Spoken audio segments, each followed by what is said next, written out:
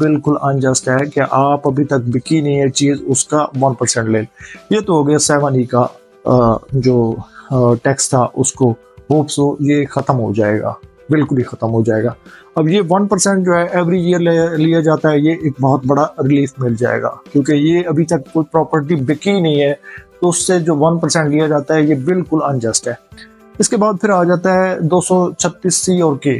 تو 236C اور K کے حوالے سے بھی یہ کہا گیا ہے کہ مطلب اس میں ڈسکس ہوا ہے کہ 5 کروڑ سے جو کم پراپرٹیز ہیں، ویلیو جن کی کم ہے، ان کو بھی جو ہے ریڈیوس کیا جائے، تاکہ یہ ہے کہ ان کی جو ٹیکسیشن جو ٹیکس لگتا ہے ان کے اوپر کم سے کم ٹیکس لیا جائے، تاکہ یہ ہے کہ لوگ ٹرانزیکشن زیادہ کر سکیں۔